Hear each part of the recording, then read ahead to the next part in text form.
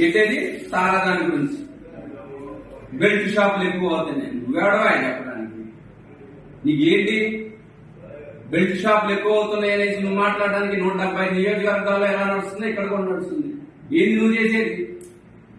నీ వల్ల ఏమన్నా అవుతుందా? ఇంకోటి పెట్టే పోస్ట్ ఏంటది? పల్లెలన్నీ కన్నీరు కారుస్తున్నాయి.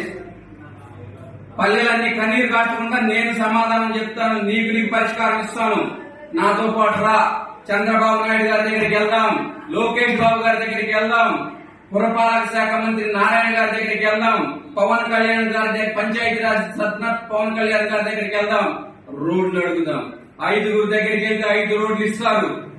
నీలా దద్దమ్మలా చేతగాని ఒక ఎమ్మెల్యేలా కూర్చొని సోషల్ మీడియా ఉంది కదా, ఒక రాత రాష్ట్ర అయిపోతున్నది కాదు, నవ్వుకుంటున్నారు.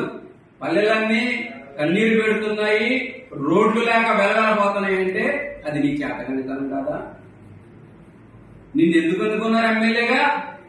ఎందుకు అనుకున్నారు? మొన్న చెప్పినట్టుగా నువ్వు పరిష్కారం ఇస్తామని, పరిష్కరించే శక్తి స్తోమత నీ దగ్గర ఉందనేసి నిన్ను ఎమ్మెల్యేగా ఎన్నుకున్నారు. ఈ రోజు నీకు అది చేత కాదు అనేసి తిరువూరు నియోజకవర్గ ప్రజలందరూ కూడా నెత్తి నువ్వు మొత్తుకుంటున్నారు. పట్టుమనే ఒక 10 మంది కూడా నువ్వేందిరా చెప్పేది? నిజంగా అనకూడదు కానీ నువ్వేంటి చెప్పేది? నువ్వేంటి పార్టీని బాగు చేసేది? నువ్వు నాశనం చేయకుంటే చాలు, అదే పెద్ద పేరు పార్టీకి. నువ్వు ఇలాంటి చర్యలతోటి పార్టీ మీదకి చెడ్డ పేరు తీసుకొచ్చే విధంగా చేయకుంటే అదే మేలు.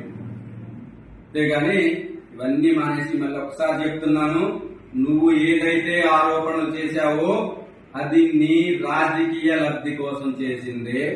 చిన్ని గారికి నేను డబ్బులు ఇవ్వలేదు, చిన్ని గారు నన్ను మోసం చేయలేదు, నాకు హాస్పిటల్ ఇబ్బంది ఉంది, ఆ ఇబ్బంది నుంచి నేను ఎలా బయటికి రావాలో నేను చూసుకుంటాను, నీ అవసరం లేదు.